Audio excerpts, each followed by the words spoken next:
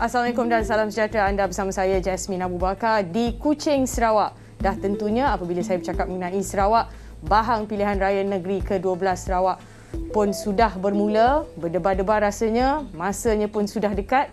Kita dalam tempoh berkempen dan juga akan menjelang 18 hari bulan Disember ini, semua rakyat Sarawak akan berpeluang untuk memilih dan mengundi. Dan pada hari ini eksklusif bersama saya, dah tentunya tidak lain dan tidak bukan, Datuk Seri Nancy Shukri, Menteri Pelancongan Seni dan Budaya bersama saya di Kuching. Saya amat berbangga, terima kasih Datuk Seri kerana bersama saya. Ya, terima kasih. Baiklah, Datuk Seri juga adalah Ahli Parlimen Batang Sadong. Ya. Saya pasti ini tempoh yang sibuk bagi Datuk. Betul. Kita tahu kempen pun sudah berlangsung, kita tahu SOP kempen pun sudah keluar dan kita juga tahu bahawa P200 Batang Sadong ni ada 3 DUN. Ya. Iaitu Sadong Jaya, Simunjan dan juga Gedong. Betul. Itu sangat orang kata hot seats kepada satu parlimen yang Datuk di bawah. Di bawah bidang kuasa kami. Jadi Datuk, kita nak tanyakan peranan Datuk Seri lah sendiri apabila menjadi ahli parlimen kepada 3 kawasan DUN itu. Apa sebenarnya yang mahu Datuk sampaikan kepada semua pengundi-pengundi terutama di kawasan 3 kawasan DUN Datuk itu sendiri? Ya, terima kasih Jasmine. Ya, agak mudah untuk dijawab. Kerana semua adun kita, termasuk mantan adun di Gedong tu, telah menjalankan tugas masing-masing. Tugas saya di parlimen jadi mewakili persekutuan lah untuk ketiga-tiga kawasan adalah untuk membantu dari segi menghebatkan lagi dari segi pembangunan, aktiviti untuk membantu kawasan kita untuk jadikan kawasan yang lebih maju, lebih membangun. Sebab Sarawak ni besar dan kawasan Parlimen Batang Sadong ni macam hampir sebesar negeri Pahang. Jadi dari situ pergerakan kita perlu dirancang dengan betul. Tapi saya mengucapkan tahniah kepada semua adun-adun dan mantan adun saya kerana mereka telah menjalankan tugas dengan baik. Namun politik pembangunan, politics of development di Sarawak ini akan terus menjadi satu orang kata tema yang perlu kita amalkan. Kerana kami di Sarawak ni memang terasa masih ketinggalan. Jadi dari segi pembangunan kami sentiasa membawa yang baru. Malah selain dari membawa yang baru, kita nak memperbaiki ada yang sudah dah retak, dah rubuh ke apa. Jadi sebab itu fokus kami hanya kepada pembangunan, tetapi pembangunan termasuk secara inklusifnya pendidikan. Kita nak rancakkan lagi supaya lebih baik pendidikan, infrastrukturnya lebih baik dan juga infrastruktur yang lain. Sosioekonomi juga bukan hanya untuk orang dewasa tetapi orang muda. Orang muda, belia-belia perlu dibantu. Sekarang bila kita bercakap mengenai orang muda ni, hot topic orang muda. Bila kita cakap pasal orang muda, belia dan sebagainya, GPS sendiri pun sudah tampilkan 25 muka baru. Betul. Bila kita bercakap mengenai 25 muka baru, kita ada 3 yang berusia 30 hingga 35 tahun. Betul. Jadi tumpuan juga terarah kepada itu dan tentu apabila kita bercakap juga mengenai kawasan-kawasan Sadong Jaya, Simunjan dan Gedong, ada lingkungan belia dia. Jadi Datuk Seri memandang ke arah belia tu bagaimana agaknya di kawasan itu? Ya, kita tahu belia ini akan menjadi pemimpin di masa hadapan. Jadi sebab itu kita tidak dapat mengasingkan mereka. Sebab itu di kawasan kita sentiasa ada program untuk belia. Terutama sekali di kawasan Sadong Jaya sebab wakil rakyat pun muda juga. Dia mula pada umur 29 tahun dulu. Sekarang dah lebih lah 30 lebih tahun. Jadi sebab itu golongan bunda memang banyak terlibat dalam aktiviti-aktiviti. Malah kita pun sebagai ahli parlimen akan membawa aktiviti-aktiviti seperti social economy dan insya-Allah akan juga kita bekalkan sebab mereka sudah menjadi usahawan, adanya nak menjadi usahawan, tetapi kita memilih yang sudah mula menjadi usahawan, kita nak membantu dari segi peralatan untuk mereka berniaga. Jadi itu dari segi sudut sosioekonomi. Maka kita memberi peluang kepada mereka untuk melibatkan diri dalam apa juga aktiviti yang adakan di kawasan kita. Saya nampak di kawasan Gedong tu, mereka seringkali pergi berbasikal bersama-sama ramai-ramai. Jadi di situ yang beramai-ramai itu telah mendekatkan, mengeratkan lagi silaturahim Sebab itu saya katakan kawasan kita, pemimpinnya dari segi adun-adun kita, mereka sudah menjalankan tugas mereka. Tinggal masa ini pilih mana yang telah memberi perkhidmatan yang terbaik. Itu mesej yang saya nak sampai. Nak kata apa lagi, kita telah lakukan tugas kita, tetapi perjuangan kita dan perjuangan pembangunan belum selesai. Sebab ia harus diteruskan. Dia continuity perlu ada. Betul. Dah tentu orang mesti akan kata mengenai Dun Gedung. Kita tahu itu adalah kerusi yang akan ditandingi oleh Ketua Menteri Sarawak sendiri. Jadi Datuk Seri melihat keadaan perubahan daripada Satok ke Gedung itu. Bagaimana agaknya penerimaan mereka yang berada di Gedung? Saya sudah tentu mereka tahu, mereka melihat kepada pembangunan itu sesuatu yang mereka mahukan dan sebagainya. Penerimaan itu macam mana? Saya nak balik kepada tradisi Negeri Sarawak ni. Dari masa Tun Taib dulu. Beliau memang ada, bila menjadi Ketua Menteri ni, memang seolah-olah itu menjadi tradisi. Akan berpindah ke tempat yang lain, kawasan yang lain. Jadi kita melihat limpahan itu, spill over, apabila seorang Ketua Menteri menjadi wakil rakyat Dewan Undangan Negeri di kawasan itu, maka harapan dan juga ekspektasi itu tinggi. Dan begitu juga kalau Datuk Abang Jo ni bila di kawasan Gedung, memang ekspektasi itu sudah dirasai oleh mereka sebab pembangunan itu sudah dirancangkan. Jadi penerimaan itu memang satu penerimaan yang agak dikatakan dia with open arms lah, orang putih kata kan. Dan yang paling penting saya rasa mesti macam ada excitement tu. Betul. Jadi sebab lagipun itu adalah satu tawaran daripada mantan adun dan beliau juga telah menjalankan tugas-tugas sebelum ini. Maka sebab itu untuk Yang Amat Berhormat Datuk Tinggi Beng Jo masuk agak tidak begitu sukar, tetapi ianya akan terus melonjakkan pembangunan kerana apabila kita berada dalam satu jawatan yang tertinggi di Sarawak ini, maka bolehlah membantu dari segi mempercepatkan pembangunan. Kerana kalau kita melihat dari sudut pembangunan yang melibatkan bangunan ataupun melibatkan sesuatu projek apa-apa tu, semuanya melibatkan tanah. Tanah adalah di bawah bidang kuasa negeri. Maka di situlah kita dapat melihat bagaimana sekarang ini Gedong pun dah dapat jadi daerah. Jadi apabila jadi daerah, apa yang menjadi kesannya? Kesannya kita ada lebih lagi peruntukan untuk satu daerah. Dan juga dari segi peranan-peranan ketua-ketua masyarakat bertambah. Ada lagi tempat-tempat baru, ada tempat kerja, tawaran bekerja lebih tambah lagi, ada DO baru, ada kaunselor, pejabat daerah. Jadi semua ini menjadi kesan untuk memberi pekerjaan juga. Dan apabila tempat yang kecil ada daerah itu, maka mudah untuk membawa lebih lagi pembangunan. Kita tak ada bercakap pasal lain, lebih lagi fokus kepada pembangunan. Satu perkara yang perlu kita teruskan. Dan pembangunan ni, apabila kita bercakap mengenai pembangunan, macam peluang tu datang macam chain. Peluang pekerjaan, bisnes pun meningkat dan sebagainya. Kita nak bercerita sikit mengenai peranan Datuk sebagai Ketua Parti PBB cawangan N13 Batu Kitang. Jadi kita tahu peranan itu untuk memastikan Batu Kitang tu kekal milik SUPP, memandangkan 60% 60% is Chinese and 40% adalah Bumiputera. Jadi ratio tu Datuk. Ya, memang pun selama ini memang begitulah keadaannya. Ratio dia memang kekal begitu. Tetapi Yang Berhormat Loh Kecieng itu selaku adun kawasan Batu Kitang itu memang sentiasa turun padang. Beliau bukan saja turun padang, tetapi beliau juga dapat membawa pembangunan. Kadang-kadang saya pun jealous jugalah. Kerana apa? Kerana saya ahli parlimen kan. Beliau di negeri boleh mempercepatkan proses untuk membekalkan peralatan di jalan raya, lampu jalan raya. Jadi beliau telah menunjukkan perkhidmatan yang begitu hebat sekali. Jadi kita di Sarawak ini tak kiralah bangsa. Walaupun itu parti SUPP, kita sentiasa bekerjasama dan saya sentiasa memberi sokongan padu dan memberi motivasi kepada masyarakat-masyarakat terutama sekali Bumiputera. Dan kawasan itu ada ranting sebanyak 18 ranting. seolah-olah ada satu dun. Ya.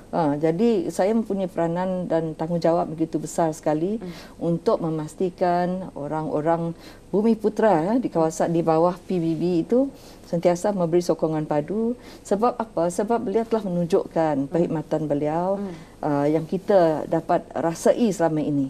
Jadi saya menyerulah agar orang teruskan sokongan padu kepada beliau. Seorang wakil rakyat yang begitu hebat dan begitu baik sekali dari segi kepribadiannya. Ya. Jadi ini kita di Sarawak, kita wakil rakyat bukan kita hanya memilih parti, tetapi personality orang tu kita cantumkan dengan parti yang berada di bawah GPS, yang berada di bawah payung kerajaan kita. Ini yang kita nak. So, inilah yang akan menjadi kekuatan kepada kita. Saya mengharapkanlah di Batu Kitang ini menjadi satu seat yang boleh menaikkan lagi dari segi majoritinya. Jadi itulah harapan saya. Tapi saya memang sentiasa membantu. Seolah-olah itu kawasan saya. Baiklah, tentunya kerjasama itu adalah penting bagi meraih segala kepercayaan, dan juga kepercayaan itu bukan mudah untuk dicapai. Baiklah, selepas ini saya nak berbual dengan Datuk sedikit mengenai peranan kita sebagai seorang wanita. Apabila cakap mengenai peranan wanita ni, orang kata it's a special touch. Itu kita akan bincangkan selepas ini. Jangan ke mana-mana, kita berehat seketika.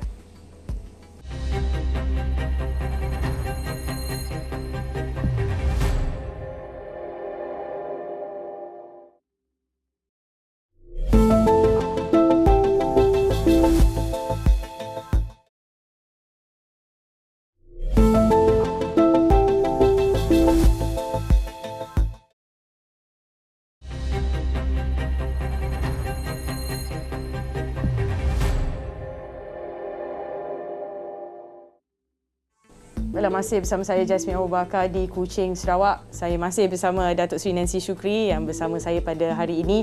Banyak kita dah berceritakan tadi mengenai pembangunan politik dan kawasan Sadung Jaya, Simunjan, Gedong dan sebagainya. Tetapi tadi saya bertanyakan kepada Datuk, apa sebenarnya speciality ataupun touch of women touch tu apabila kita bercakap mengenai pilihan raya negeri ini.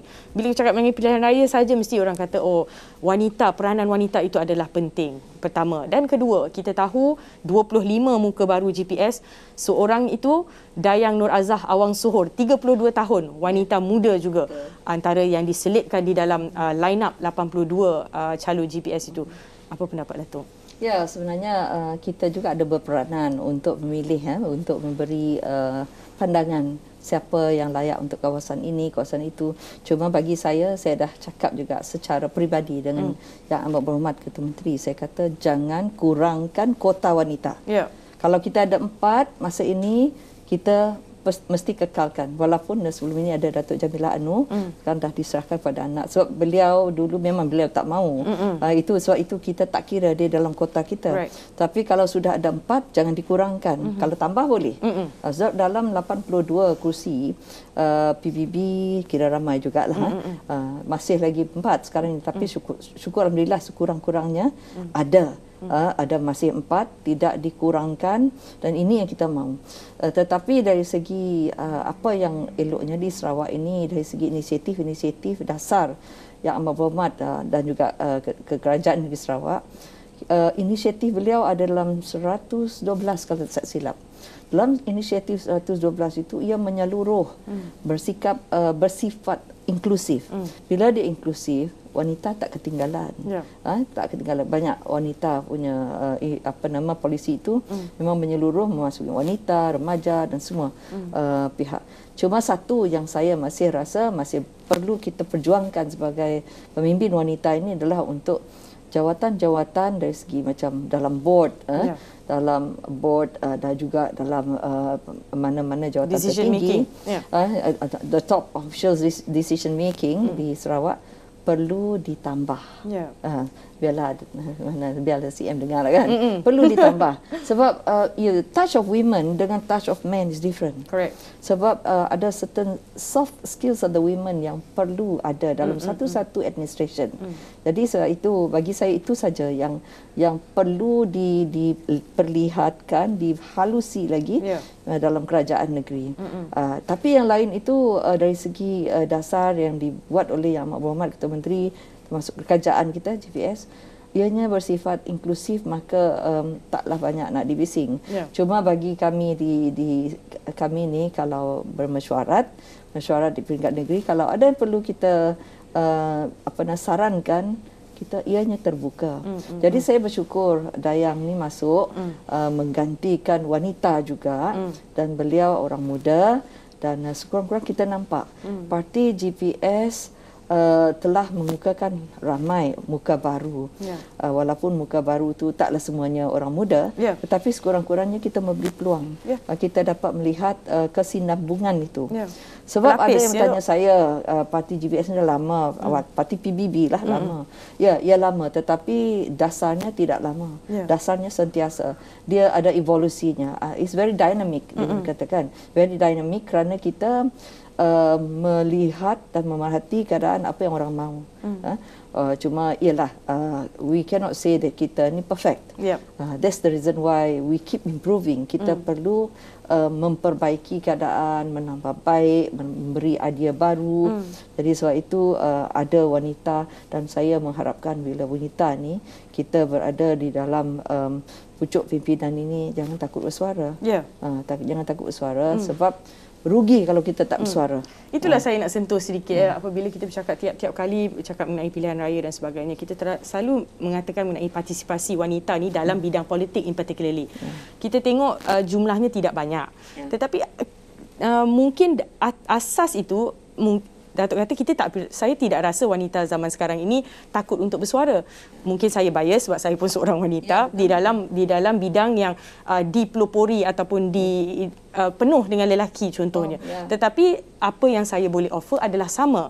Jadi mungkin dalam bidang politik tu Datuk lihat wanita ni kenapa mungkin peluang sudah ada, mungkin ada ruang lain yang perlu diperbaiki supaya mereka lebih seen ataupun nampak dalam bidang politik tu. Ini pendapat peribadi saya. Bagi saya, yang lelaki perlu membuka minda mereka. Kalau mereka menjadi pemimpin, tidak kira pihak dalam negeri ke, dalam organisasi ke, dalam kerajaan pusat ke, mereka perlu mendengar wanita. Sebab wanita ini ramai kawan NGO sana yang tidak puas hati dengan kalau ada di kalangan wanita ni tak diberi peluang. Kadang-kadang kita nak bercakap pun kadang-kadang kita tak ada masa lagi dah tu. Itu jangan lupa kita ni simpan dalam hati. Bila kita simpan dalam hati, ada satu hari dia keluar. Bila dah keluar, it's not very good. So I have been reminding, kata kita ni ramai kawan-kawan di luar sana, NGO membantu kita, memberi pandangan. That's why we are always interacting with NGO. Tak kira orang tu kuat membangkang ke apa, tak kisah. Yang penting kita dapat idea baru, then we know when we give new ideas, kalau tak diterima, when we say we give new ideas itu, dia mestilah manasabah. Janganlah kita bercakap untuk menjadi populis. Dalam politik ramai orang jadi populis. But what we want is kita nak memberi idea baru untuk generasi akan datang. We have to think of the future. Bukannya untuk kita secara peribadi. And not for us to take to guna peluang itu sebagai populis. Banyak idea yang populis. That's why parti yang orang yang menjadi populis ini tak lama. Dia tak lama dalam politik. Because you have to be a real leader, not just a politician. A politician can be a populist sometimes. Betul. Datuk, tadi Datuk pun ada kata, sebenarnya saya dengar ramai ahli politik mengatakan, kalau nak jadi politician ini, kalau you do it for yourself, don't do it. Jangan. Betul. Tak perlu. You have to be selfless. Betul. Bukan selfish tapi selfless. Jadi itu adalah antara nilai-nilai yang perlu ada di dalam seorang pemimpin. Bila kita bercakap dengan rakyat dan penduduk di luar sana yang bakal mengundi pada 18 hari bulan ini, nilai-nilai sebegitu adalah antara yang penting perlu dilihat. Apa lagi sebenarnya nilai-nilai yang harus ditekankan ataupun diambil kira oleh pengundi-pengundi di luar sana? Sebab itu dari awal tadi saya bercakap mengenai apa yang telah diberi, perkhidmatan telah diberi oleh wakil-wakil rakyat kita, dan it is not for them. Mereka membuatnya untuk rakyat. Jadi sebab itu kita dapat melihat, dan kita dapat juga melihat kesinambungan apa yang telah dilakukan. Ini yang even our Yang Amat Berhormat Ketua Menteri pun menekankan kalau tidak dipilih lagi menjadi calon ini, silalah bantu kawan kita yang lain. Sebab mungkin ada sebab-sebab tertentu kita tak dipilih lagi. Tetapi ingat, perjuangan adalah untuk parti. Parti itu perjuangannya untuk rakyat, bukannya untuk kita secara peribadi. Kalau kita ingat itu, banyak yang saya dengar, saya baru bertemu, saya tak nak pilih dia ni sebab dia tak bagi saya tanah.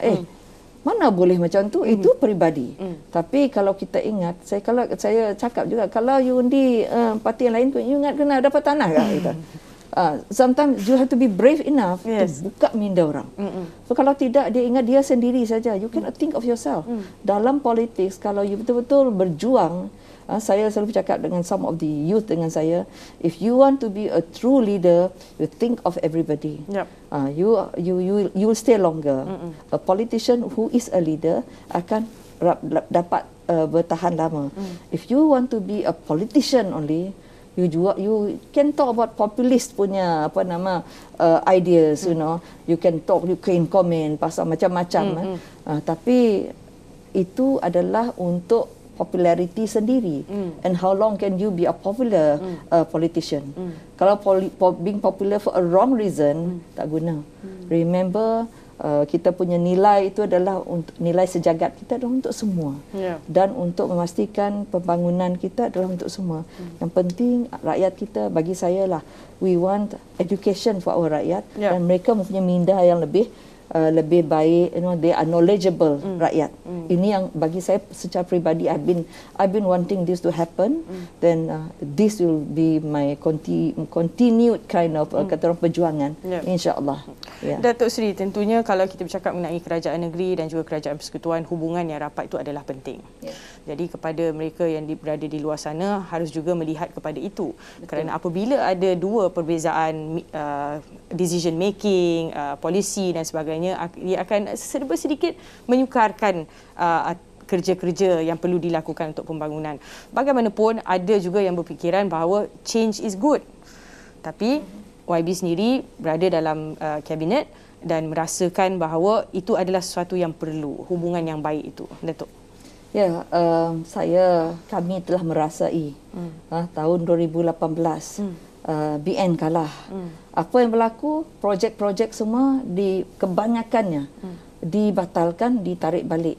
Malah tadi saya dimaklumkan, kita ada di kawasan, salah satu di kawasan Sadong Jaya tu, Sungai Buloh. Mereka jadi volunteer untuk bomba. Ada kereta untuk bomba. Bila kerajaan lain ambil, dia tarik balik. Ini untuk keselamatan rakyat. Jadi apabila rumah terbakar, lambatlah nak dapatkan. Jadi sebab ada juga yang keluar dalam Facebook mengatakan, saya berjanji, Nancy janji 90 electric buses misalnya. Ya, saya janji sebab sudah sign MOU. 2018 bulan Februari, kita berpilih pada bulan Mei. Lepas tu tak adalah. Kita berjanji macam-macam, dia kata. Memang berjanji, tetapi siapa yang bertanggungjawab untuk menukarkannya? Itulah yang bertanggungjawab untuk membatalkan semuanya ini. Jadi bukan kita nak mengugut rakyat. Sebab saya nampak komen kepada PM. Bukan nak mengugut rakyat, tapi kesukarannya memang akan berlaku. Sebab bila mereka menjadi kerajaan, mereka tidak mahu kita meneruskan apa yang kita buat. Dibatalkan. Jadi projek pun tergendala. Kita bercakap mengenai projek pembangunan untuk rakyat, tapi tak dapat berlaku, dibatalkan.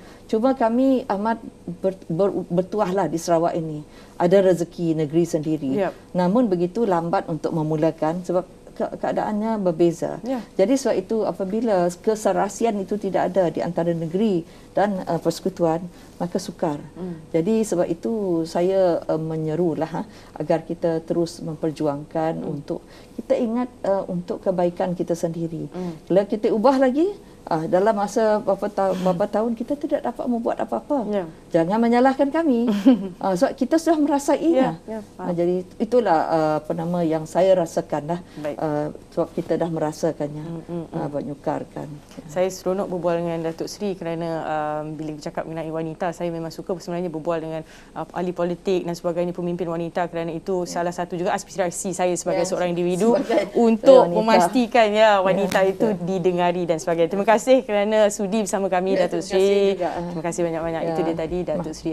Nancy Shukri yang sudi bersama Sarawak Memilih pada tahun ini, dan kita pasti itu adalah antara aspirasi dan visi seorang wanita dan juga seorang pemimpin.